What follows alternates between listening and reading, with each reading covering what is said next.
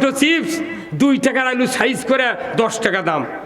দাদির সাথে লাচি যাচ্ছে, করছে দাদি একটা পটেটো চিপস খামো। তখন দাদি করছে বা কয় টাকা দাম? 10 টাকা। 10 টাকা দিয়ে লেসে দিয়ে টানতে টানতে ছিঁড়ে বাড়িচ্ছে না, এতই শক্তি, আলুর থেকে জোর বেশি প্যাকেটে। এখন ওই মুখর দাঁত আছে, চোখা দাঁত, ওটা কানা করে লোক ঢুকে দিনকে লিয়ে লাচিক করতে লে ভাই লে। তখন ওই 1 খামচা লেসে ওই দাদি মনে করতে বোধ আরো হাফ কেজি আছে, বাড়ির যা দেখার 6 চাকা। পেপসোডিন মানুষ দাঁতের মাজন কিনেছে 130 টাকা দাম, বড়টা 130 টাকা দাম। যদি প্রথম কিনে যদি মুখ খুলে দুটো ঠাইচি মারে, ফারাত করে রাইফেলের মতো ফায়ার হয়, বাতাস বার হয়ে যায়। কত কোন টাকা? ফেয়ার অ্যান্ড লাভলি যেটা মা বোনেরা মুখত দেয়, ফেয়ার অ্যান্ড লাভলি 36 টাকা দাম হয়েছিল, অর্ধেকই বাতাস। তাহলে এগুলার দুর্নীতি ধরে না, খালি আমাকে পাশে খোঁজ নেয়, দেখি হুজুর কি কয়। আমাকে voter ID card SP DC ওসির কাছে জমা দিয়ে শোভা করা লেগেছে কয় বছর। আমাকে ভর্তি চাকরি দেবোতে আমারও লাগবে। আমার 2টা বেটার চাকরির নিয়োগ লেটার আসছিল, কিন্তু পুলিশ ভেরিফিকেশন আছে। ও গায়ের মানুষ কথা যে হুজুর কোন দল করে, খগলি কত দামাত করে, আর চাকরি হবে?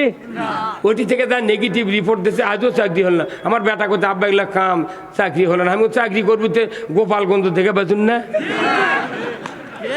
আরে ভেউতে উতে লিয়ে দা তো গোসল করে পুলিশের পোশাক পরে আমাকে পেটার জন্য বানিয়ে দিল। চাকরি করতে বগুড়াকে জিয়ার জ্বালা যাচ্ছুকা, তারেক রহমানের জিয়া যাচ্ছুকা, তুই থাকা লাগলো গোপালগঞ্জ।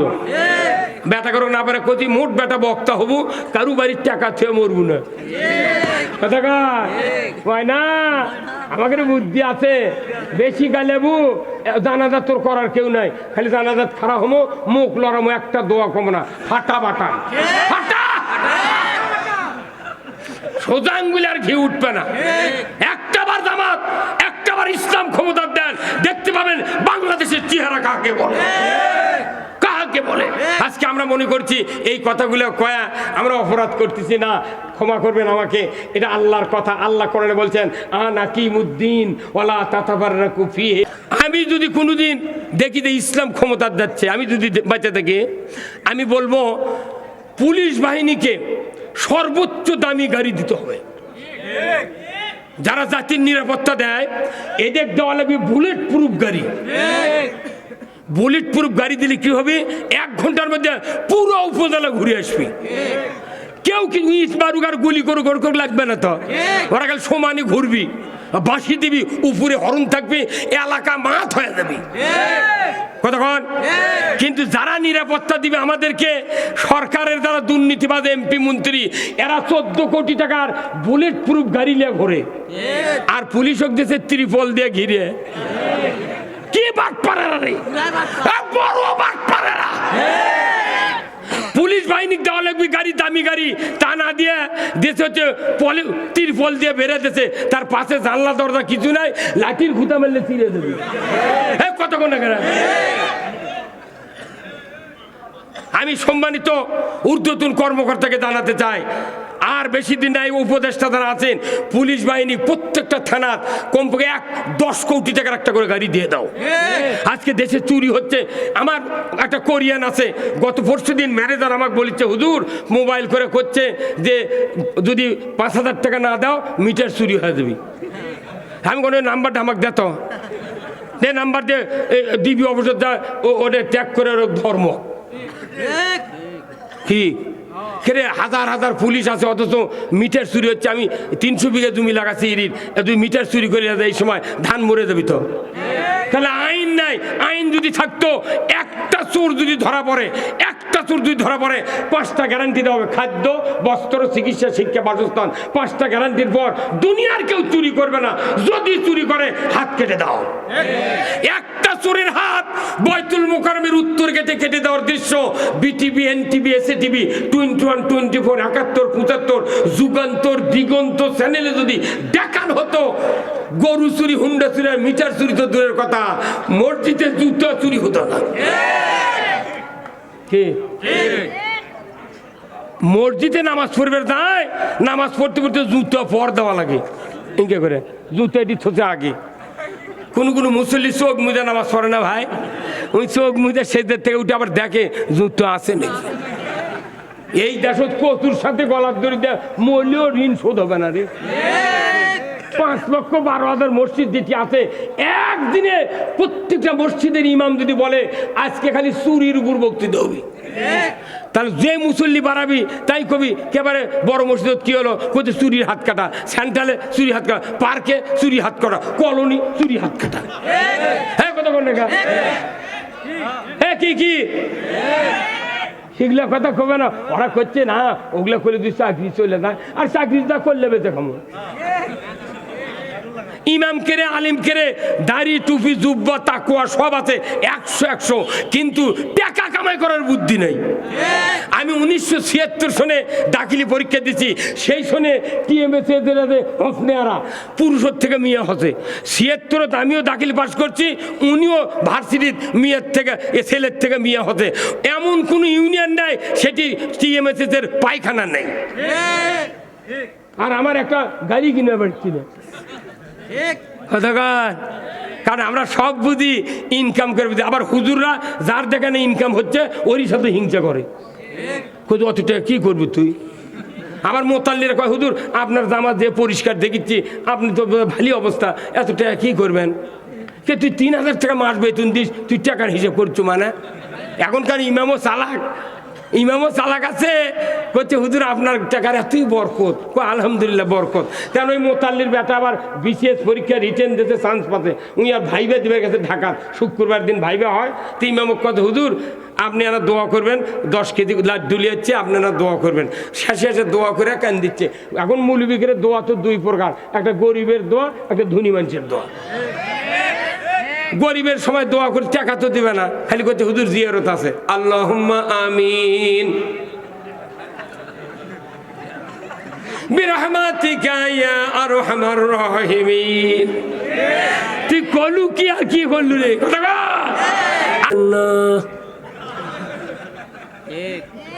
ওই জানা কারো জুম্মা যায়, আপনি চেনেন না, আমরা চিনি। জানার শাস্তি যখন বক্তৃতা দিই মেম্বরত বসে, তখন কিছু কিছু লোক মাথা নিচ মুখ করে চোখ মুজে থাকে। আমার তখন বিষয় এই বদমাইশের এই কাম, তুই নিচ মুখ তাকাবো খেয়া, তুই আমার বক্তৃতা শুনে কোয়া লিখবি ঠিক, মোট মানুষ ঠিক করছে, ওই চোখ মুজিঙ্গা করি, তার বলতে এই বদমাইশের এই কাম। হ্যাঁ কথা কর। যখন আমরা কই জানা করবেন না, তখন ওই মনে মনে কয় সুযোগ পালে হুজুরের বাড়িও ছাড়ব না। কোথায় মুসলমান? এই দেশে জানা হবে না, চুরি হবে না, ঘুষ চলবে না, সুদ হারামের মতো একটা অপকর্ম বাংলাদেশে চলছে, আমাদের এখনো টনক লড়ে না। হালাল বাইয়া হারামার রেবা, ব্যবসা হালাল সুদ হারাম কে করেছেন বলুন তো? অজু করে যদি বাই সারে অজু থাকে, কথা কোন ভালো করে বুঝে উত্তর দিবেন। এটা তো ঠিক হয়নি, তুমি আপনি মানে কথা বলবেন। অজু করে বাই ছাড়লে অজু থাকবে, হুজুর থাকবে, ওই যে আরো ধমক দিচ্ছি কম না বা। অজু করে বাই ছাড়লে অজু থাকে না, রোজা করে দুপুরে ভাত খেলে রোজা থাকে। নামাজ শুরু করেছি, সূরা ফাতিহা পড়েছি, আউযু বিল্লাহ বিসমিল্লাহ পড়েছি, এর মধ্যে আমার ছেলে বলতেছে আব্বা উত্তর পাড়ার মকুল ভাই আমাকে রে গরু খরচ নিয়ে যাচ্ছে। তখন যদি আমি বলি বাবা মকুল ভাইকে একটু দেরি করবার ক, আমি নামাজ পড়ে বাড়াই, নামাজ থাকবে? হ্যাঁ, তাহলে আপনি অজু ভঙ্গের কারণ জানলেন, নামাজ ভঙ্গের কারণ জানলেন, রোজা ভঙ্গের কারণ জানলেন। ইমান কবে ভাঙ্গে গেছে? করতোয়া নদী দিয়ে মেঘনা নদীর পাশে উই টুপি মার দিয়ে ঘুরতেছে।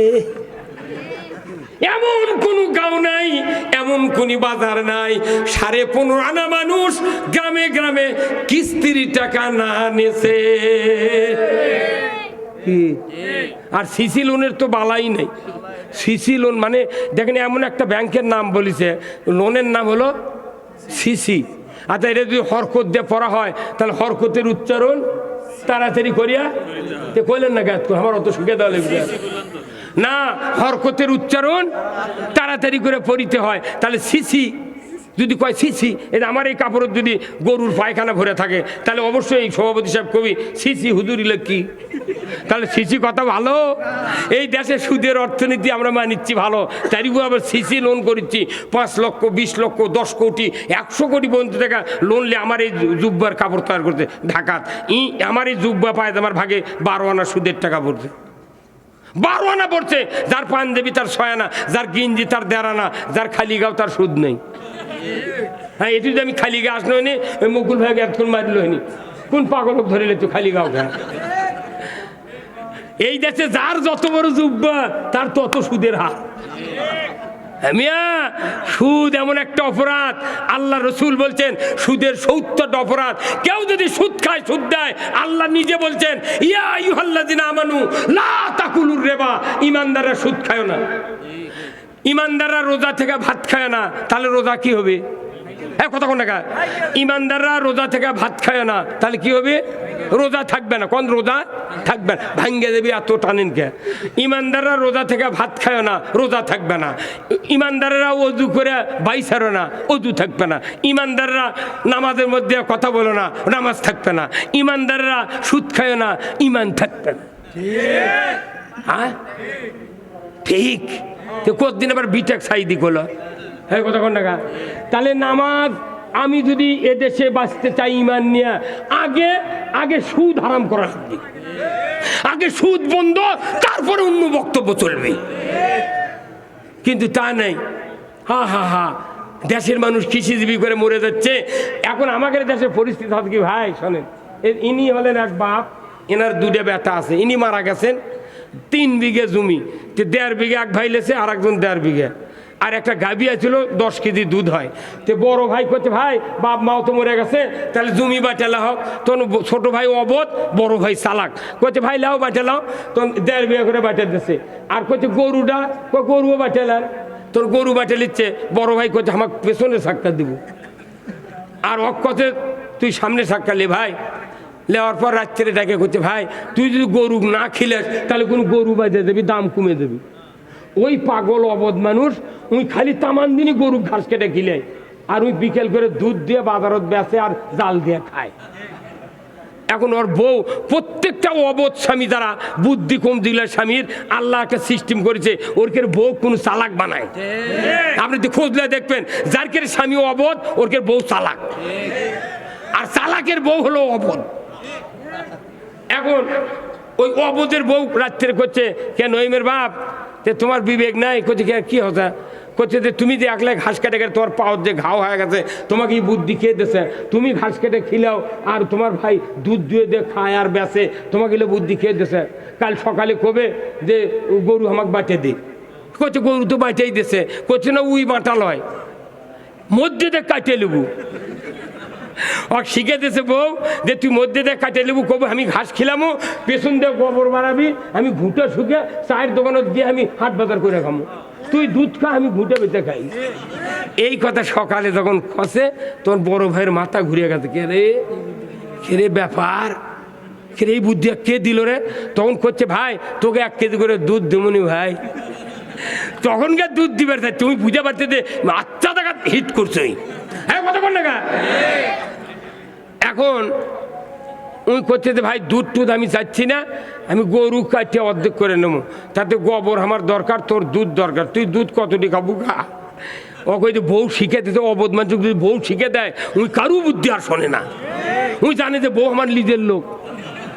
কথা কনা রে, মেলা শিক্ষিত মহিলা আছে তারা স্বামীকে এতই বুঝ দেয়, কথা না দুনিয়ার মোট মানুষ নামাজ পড়ে, তুমি নামাজ পড়ো না কে? এই কথা কোন টাকা? বহু ভালো ভালো মহিলা আছে 5 ওয়াক্ত নামাজ পড়ে, কোরআন শরীফ পড়ে, কিন্তু ওর স্বামী নামাজ পড়ে না, বারবার নামাজের কথা কয়, উল্টো বোক পিটে। তা আমাদের অবস্থা হয়ে গেছে, তাই আমরা আল্লাহর আইনের কথা কই, সেটা ওরা না মানে আমাকে উপরন্ত জেলত তুলে তয়।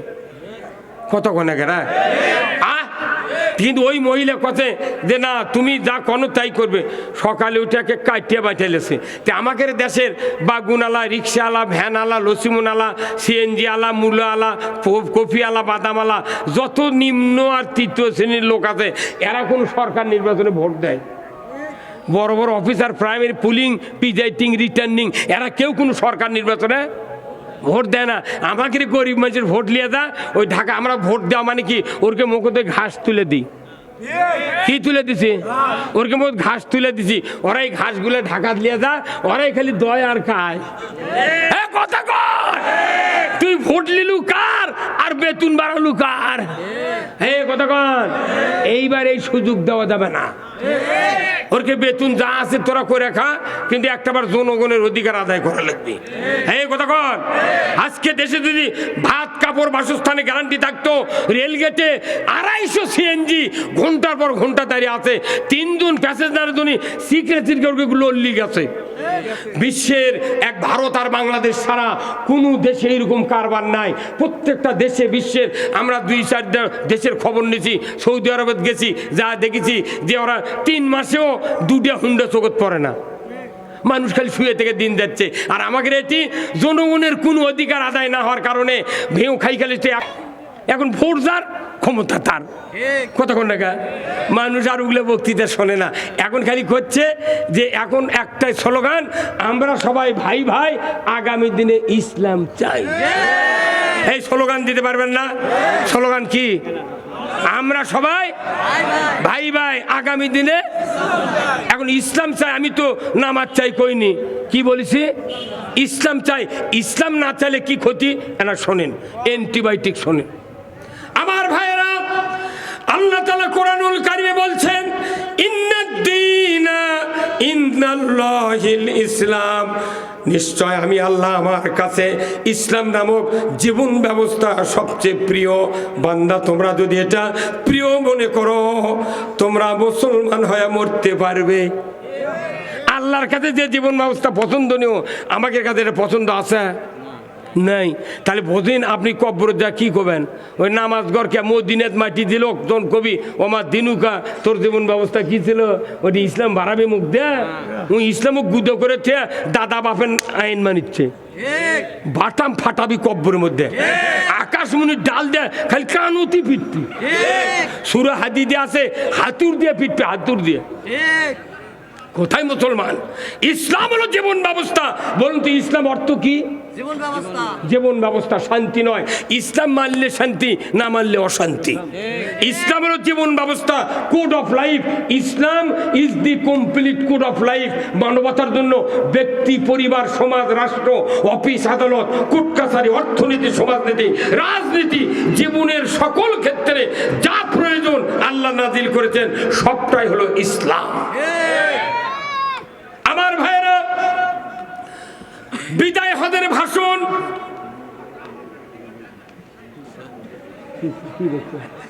এটা একটু মহিলা প্যান্ডেলে এই আওয়াজটা যাচ্ছে না, এটা কি সামনে থেকে নিলে শোনা যায়, না হলে শোনা যায় না। ওই বলে এখন শোনেন, যদি আধার দূরে থেকে কথা না করলে টানে, তাহলে সেটা মাইক হলো। এরা আদি বাংলা আনলেন না কে, ফাটিয়া ফেলে দিল। আমি যদি মুখ লাগে দিই, তাহলে টেপ দিয়ে আটকে, তাহলে আমার সাথে আমার ইদিগুদি হয় আধা হাফ ইঞ্চি 9 ইঞ্চি দূরে থেকে কথা বলে ফাটিয়ে ফেলে দেওয়া লাগবে। আমি তো পাগলের মতো চোখ মুজে বক্তৃতা করে পারবো না, আমার বক্তৃতার শক্তি লাগিচ্ছে, কথা ঠিক কিনা? হ্যাঁ হবি, সিবিটের বক্তৃতা দিলে এত চেকরা লাগবে না, খালি বক্তৃতায় শুনে পাবেন, দুনিয়ার শান্তি হবে না। দুনিয়ার শান্তি আল্লাহ রসুল বলছেন যে আর দুনিয়া মাজেরাতুল। আবার মোনাজাত করছি, রব্বানা আতিনা ফিদ দুনিয়া হাসানা, আল্লাহ আগে তুমি দুনিয়ার ভালাই দাও, তারপরে আখিরাতের ভালাই দাও, তারপরে জাহান্নাম থেকে বাঁচাও। জাহান্নাম থেকে বাঁচাও পরে, আগে দুনিয়ার ভালাই, আখিরাতের ভালাই। তা আপনি দুনিয়ার ভালাই, এই পোস্টাল প্রায় লোকই লেখে যে উক্ত মাহফিলে দলে দলে যোগদান করিয়া দোজাহানের কামিয়াবি হাসিল করুন, এটি লেখা আছে দেখেন। আমি এতক্ষণকে দেখিচ্ছি এটা, আপনারা দলে দলে যোগদান করিয়া দোজাহানের কামিয়াবি হাসিল করুন। তাহলে দুনিয়ার কথা যদি বলবার নাই দেন, তাহলে এটি লেখা লিখবি এক জাহানের। কি হুজুর, বাটাম ফাটাবি কথা। এটি লেগেছে কয় জাহানের?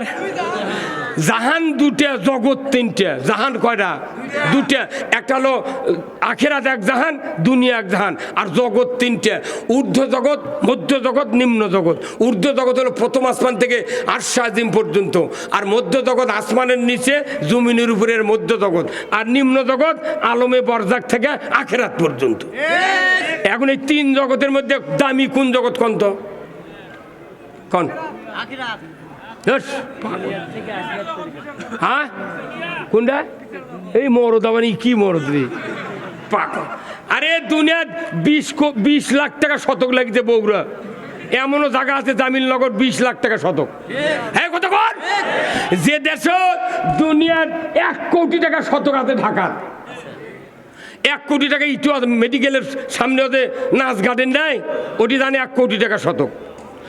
যেটি 1 কোটি টাকা শতক জায়গা, তার চেয়ে আবার দামি জগৎ আখেরাত, যেটি কব্বর দিবে লাগলে টাকাও লাগে না, বিছনা নেই, খেতা নেই, কিচ্ছু নেই। এটি সোফা সেটের সাথে পাটেক্সের খাট 1 হাত উঁচু, সেই ইয়ার কি কয় কি মশারি